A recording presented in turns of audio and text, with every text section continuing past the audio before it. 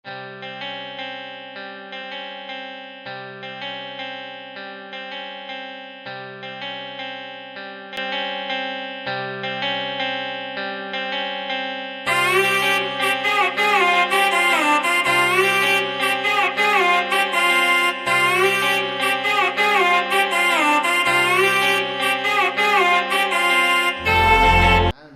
ಬಂದು ಇಲ್ಲಿ ಪೂಜೆ ಬಂದು, ನನ್ನ ಹೆಸರು ರಾಘವೇಂದ್ರ ಪುಂಜಾತಾಯಿ ಅಂತೇಳಿ. ನಾನಿಲ್ಲಿ ಪೂಜೆ ಬಂದು 15 ವರ್ಷ ಆಯಿತು. 15 ವರ್ಷದ ಹಿಂದೆ ನಾನು ಇಲ್ಲಿಗೆ ಬಂದಾಗ ಇದ್ರ ಬಗ್ಗೆ ಯಾವುದೇ ಹಿಸ್ಟ್ರಿ ಇರಲಿಲ್ಲ. ಇಲ್ಲಿ ಇದ್ರ ಬಗ್ಗೆ ಯಾರು ಸ್ಟಡಿ ಮಾಡಿದಾರೋ ಇಲ್ಲ, ಅದು ತಿಳ್ಕೊಳ್ಳೋ ಪ್ರಯತ್ನ ಮಾಡಿದ್ರೆ ಇಲ್ಲ. ಹಳ್ಳಿ ಜನ ಎಲ್ಲ ಹೇಳೋದು ಇದ್ರೊಳಗೆ ಬಂದರೆ ಕಾಶಿಗೆ ಗೊತ್ತಂತೇಳಿ ಹೇಳೋದು ಅಷ್ಟೇ, ಬಿಟ್ಟರೆ ಬೇರೆ ಅಂತ ಕಥೆ ಇಲ್ಲ. ಇಲ್ಲ ಹುಲಿ ಕೂಗುತ್ತೆ, ಹುಲಿ ಎಲ್ಲ ಹೇಳಿಕೆ ಮಾಡುತ್ತೆ, ಊರಲ್ಲೆಲ್ಲ ಹಬ್ಬಕ್ಕೆ ಬರ್ತಾರೆ, ನನಗೆ ಅಷ್ಟೇ ಇದ್ದದ್ದು ಹೇಳೋದು, ಬಿಟ್ಟರೆ ಮತ್ತೆಂತ ಗೊತ್ತಿಲ್ಲ. ನಾನಿಲ್ಲಿ ಬಂದರೆ ಇದ್ರ ಬಗ್ಗೆ ರಿಸರ್ಚ್ ಮಾಡೋದು ಶುರು ಮಾಡ್ತೀನಿ. ರಿಸರ್ಚ್ ನಮಗೆ ಅಂತ ಸಂಶೋಧನೆ ಮಾಡಿ ಗೊತ್ತಿಲ್ಲ. ಈ ಬೇರೆ PhD ಮಾಡೋರು ತಿಳಿದಾಳಿಗೆ 1700 ವರ್ಷದ ಹಿಂದಿನ ಒಂದು ಕತೆ ತಂದು ಸಿಕ್ತು. ಅವರೊಬ್ಬರು ಆದಿವಾಸಿಗಳ ಬಗ್ಗೆ ರಿಸರ್ಚ್ ಮಾಡ್ತಾಯಿದ್ರು. ಕದಂಬ ರಾಜ ಒಬ್ಬ ದೇಶಭ್ರಷ್ಟ ಆಗಿ ಈ ಜಾಗದಲ್ಲಿ ತಪಸ್ಸು ಮಾಡ್ಕೊಂಡಿದ್ದಂತೆ. ಅವನ ಕಾಲದಲ್ಲಿ ಈ ಕಾಡಲ್ಲಿ ಈ ಅನಾಗರಿಕರು ಅಂದರೆ ಕಾಡು ಮನುಷ್ಯರು ಇದ್ದಿದ್ದಂತೆ. ಅವರು ಬಟ್ಟೆ ಧರಿಸೋದಿಲ್ಲ, ಇದು ಸೊಂಟಕ್ಕೆ ಸೊಪ್ಪನ್ನು ಕಟ್ಕೊಂಡು ತಿರುಗಾಡೋದು ಅಷ್ಟೇ. ಅವರು ಅವರಿಗೆಲ್ಲ ನಾಗರಿಕತೆ ಕಲಿಸಿಕೊಡ್ತಾರೆ. ಕೃಷಿ ಬೇಸಾಯ ಮಾಡೋದು, ಮನೆ ಮಾಡಿಕೊಂಡು ಸಂಸಾರ ಮಾಡ್ಕೊಂಡಿರೋದು ಎಲ್ಲ ಅವರಿಗೆ ಕಲಿಸಿಕೊಡ್ತಾರೆ ಕದಂಬ ರಾಜ. ಅವನನ್ನು ಅವರು ಗುರು ಅಂತೇಳಿ ಕರೀತಾರೆ. ನಾ ಇದೇ ಊರಲ್ಲೇ ಹುಟ್ಟಿ ಬೆಳೆದನು, ಅವರಿಗೆ ಈ ವಿಷಯ ಇತ್ತು, ನನಗೆ ಗೊತ್ತಿಲ್ಲ. ಅವರು ಅವರ ಜನಪದ ಹಾಡನ್ನೆಲ್ಲ ಕನ್ನಡಕ್ಕೆ ಕನ್ವರ್ಟ್ ಮಾಡಿದಾಗ ಅವ್ರಿಗೆ ಗೊತ್ತಾಯಿತು. ಅವರನ್ನು ಕದಂಬರಾಜನ ಗುರು ಅಂತೇಳಿ ಕರೆಯೋದು. ಅವರ ಭಾಷೆಯಲ್ಲಿ ಅವನ ಕತೆ ಪೂರ ಅವರ ಜನಪದ ಹಾಡಲ್ಲಿ ಕೋಲಾಟದಲ್ಲಿ ಹೇಳ್ತಾರದ್ದು. ಅದು ಅವ್ರು ಸ್ಟಡಿ ಮಾಡಿದರು. ಅವ್ರದ್ದು ಆದಿವಾಸಿಗಳು ಇಲ್ಲೇ ಇದ್ದಿದ್ರು ಅನ್ನೋದ್ರ ಬಗ್ಗೆ ದಾಖಲೆ ಇದೇ ಕಾಡೊಳಗೆ 1 ಕಿಲೋಮೀಟರ್ ಆಚೆ ಒಂದು ಸಮಾಧಿ ಇತ್ತು. ಒಂದು 500 ಸಮಾಧಿ ಇತ್ತು ಒಂದೇ ಪ್ಲೇಸಲ್ಲಿ. ಅವ್ರು ಎಷ್ಟೋ ತಲೆಮಾರು ಇದ್ದಿದ್ರಲ್ಲಿ. ಅದ್ರ ಬಗ್ಗೆ ಅವ್ರು ರಿಸರ್ಚ್ ಮಾಡಿದರು. ಅದು ಯಾರೋ ಒಬ್ಬರು ಲೆಕ್ಚರ್ ಉಡುಪಿಯವರು, ಅವ್ರ ಹೆಸರಾಗ ನಂಗೆ ಗೊತ್ತಿಲ್ಲ, ಮತ್ತೆ ಅವ್ರು ಬರಲಿಲ್ಲ ನಂಗೆ ಅದು ವಿಷಯ ಹೇಳಿ ಮೇಲೆ. ಅದೊಂದು 1700 ವರ್ಷದ ದಾಖಲೆ. ಮತ್ತೊಂದು ಕೊಲ್ಲೂರಲ್ಲಿ ಶಂಕರಾಚಾರ್ಯರು ಮೂಕಾಂಬಿಕೆ ಮತ್ತು ಶ್ರೀಚಕ್ರ ಸ್ಥಾಪನೆ ಮಾಡುವಾಗ ಇಲ್ಲಿನ ಅರ್ಚಕರು ಅವರಿಗೆ ಸಹಾಯ ಮಾಡಲಿಕ್ಕೆ ಹೋಗಿದ್ರಂತೆ. ಅದು ಯಾವುದೋ ಒಂದು ಶೃಂಗೇರಿ ಮಠದ ಅವ್ರ ಕಾಲ ನಂತರದಲ್ಲಿ ಎಲ್ಲ ಬರೆದಾಕಿದ್ದು ಯಾರೋ ಓದಿ ನೋಡಿದವ್ರು ನನಗೆ ಹೇಳಿದ್ದು. ಕಡೆ 1864 ಇಸ್ವಿಯಲ್ಲಿ ಕರ್ನಲ್ ಮೆಕಂಜಿ ಅಂತೇಳಿ ಒಬ್ಬ ಇಂಗ್ಲೀಷ್ ಲೇಖಕ ಇಲ್ಲಿ ಭೇಟಿ ಕೊಟ್ಟಿದ್ದ. ಅವನು ಇಲ್ಲಿ ಬಂದಿದ್ದು ಇಲ್ಲಿನ ದೇವತೆಗಳ ಬಗ್ಗೆ ಡೈರಿಯಲ್ಲಿ ಬರೆದಿದ್ದ. ಅದು ಮಂಗಳೂರಿನ ಹಳೆ DC ಆಫೀಸಲ್ಲಿ ಆ ಬುಕ್ ಸಿಕ್ಕಿತ್ತು. ಹೊಸ DC ಆಫೀಸಿಗೆ ಬುಕ್ಕೆಲ್ಲ ಶಿಫ್ಟ್ ಮಾಡೋಕೆ ಒಂದು ಡೈರಿ ತೆಗೆದು ನೋಡ್ತಾರಂತೆ. ಅದರಲ್ಲಿ ಇಲ್ಲಿ ಭೇಟಿ ಕೊಟ್ಟಿದ್ದೆಲ್ಲ ಇತ್ತಂತೆ. ಅದನ್ನು ಓದವರು ಈ ದೇವಸ್ಥಾನಕ್ಕೆ ಬಂದು ನಮ್ಗೆ ಹೇಳಿ ಹೋಗಿದ್ರು ಒಂದು 9 ವರ್ಷದ ಹಿಂದೆ. ಇದು 3 ಇತ್ತೀಚಿನ ದಾಖಲೆಗಳು ನಾನು ಕೇಳಿದಾಗೆ. ಕಡೆಗೆ ಕೆಲವರೆಲ್ಲ ಹೇಳಿದ್ರು, ನೀವು ಸ್ಕಂದ ಪುರಾಣ ಓದಿ ನೋಡಿ, ಅದರಲ್ಲಿ ಇರ್ಬೋದು ಅಂತೇಳಿ ದೇವಸ್ಥಾನದ ವಿಷಯ. ಕಡೆಗೆ ಅದನ್ನು ಓದಿದಾಗ ಅದು 22 ಪುಸ್ತಕ ಉಂಟು, 6 ಖಂಡ ಉಂಟು. ಓದಲಿಕ್ಕೆ 1.5 ವರ್ಷ ಬೇಕಾಯಿತು. ಸಹ್ಯಾದ್ರಿ ಖಂಡದಲ್ಲಿ ಉಂಟು, ಸ್ಕಂದ ಪುರಾಣದ ಸಹ್ಯಾದ್ರಿ ಖಂಡದಲ್ಲಿ ಈ ದೇವಸ್ಥಾನದ ಉಲ್ಲೇಖ ಉಂಟು. ಬ್ರಹ್ಮ ಭೂಮಿಯಲ್ಲಿ ಎಷ್ಟೇ ಸೃಷ್ಟಿ ಮಾಡಿದ್ರು ಸೃಷ್ಟಿ ಸಂತತಿ ಇಲ್ಲದೆ ಪುನಃ ಅಳದೋಯ್ತಂತೆ. ಪಶು ಪಕ್ಷಿಗಳಲ್ಲಿ, ಮನುಷ್ಯರಲ್ಲಿ, ಜಲಚರಗಳಲ್ಲಿ, ವೃಕ್ಷಗಳಲ್ಲಿ ವೃದ್ಧಿ ಆಗಿದ್ರು 1, 2, 3 ತಲೆಮಾರಲ್ಲಿ ಎಳೆದೋಗುದು, ನಾಶ ಆಗಿ ಹೋಯ್ತಂತೆ. ಅದಕ್ಕೆ ದೇವತೆಗಳಿಗೆ ಚಿಂತೆ ಶುರುವಾಗ್ತದೆ. ದೇವಲೋಕದಲ್ಲಿ ಒಂದು ಸಭೆ ಕರೀತಾರೆ ಅದ್ರ ಬಗ್ಗೆ ಚರ್ಚೆ ಮಾಡಲಿಕ್ಕೆ. ಋಷಿ ಮುನಿಗಳನ್ನು, ಸಿದ್ಧ ಪುರುಷರನ್ನು, ದೇವತೆಗಳನ್ನೆಲ್ಲ ಕರೆದು ದೇವಲೋಕದಲ್ಲಿ ಒಂದು ಸಭೆ ಕರೆದಾಗ ಅದರ ಬಗ್ಗೆ ಚರ್ಚೆ ಮಾಡಿದಾಗ ಅವರಿಗೆ ವಿಷಯ ಗೊತ್ತಾಯ್ತಂತೆ.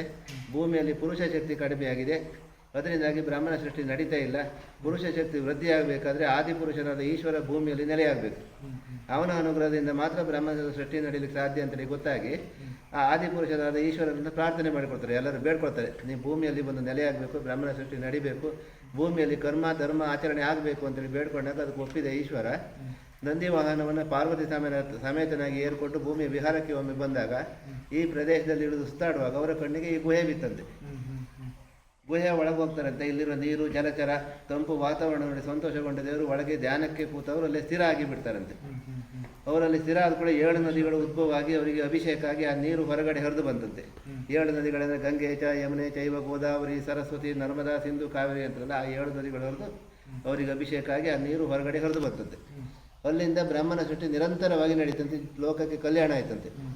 ಮುಂದೆ ಕಲಿಯುಗ ಬಂದಾಗ ದೇವತೆಗಳಿಗೆ ಮತ್ತೆ ಚಿಂತೆ ಶುರುವಾಗ್ತದಂತೆ. ಕಲಿಯುಗದ ಮನಸ್ಸಲ್ಲಿ ಏನಾದರೂ ಆ ಮೂಲ ಲಿಂಗವನ್ನು ಮುಟ್ಟಿ ಏನಾದರೂ ಅಪವಿತ್ರವಾದರೆ ಬ್ರಹ್ಮನ ಸೃಷ್ಟಿ ನಿಂತು ಹೋಗ್ಬೋದಂತೆ, ಅಥವಾ ಜಲಪ್ರಳಯ ಆಗ್ಬೋದಂತೆ. ಅದಕ್ಕಾಗಿ ಅಂದರೆ ಕಲಿಯುಗದ ಮನಸ್ಸು ಎಷ್ಟೇ ಪುಣ್ಯಾತ್ಮರಾದರೂ ಸಹ ಅವರಲ್ಲಿ ಪಾಪ ಶೇಷ ಇರ್ತದಂತೆ. ಅವರ ಮೂಲ ಲಿಂಗವನ್ನು ಮುಟ್ಟಬಾರ್ದಂತೆ.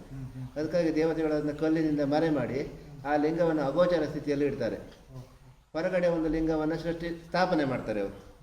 ಈ ಲಿಂಗವನ್ನು ಮುಟ್ಟಿ ಕಲಿಯುಗದ ಮನುಷ್ಯರು ಪೂಜೆ ಮಾಡಿದರೆ ಒಳಗಿರುವ ಮೂಲಲಿಂಗವನ್ನು ಮುಟ್ಟಿ ಪೂಜೆ ಮಾಡಿದಷ್ಟೇ ಫಲವನ್ನು ಕಲಿಯುವುದು ಮನಸ್ಸು ಹೊಂದಲಿ ಅಂತೇಳಿ ಆಶೀರ್ವಾದ ಮಾಡ್ತಾರಂತೆ.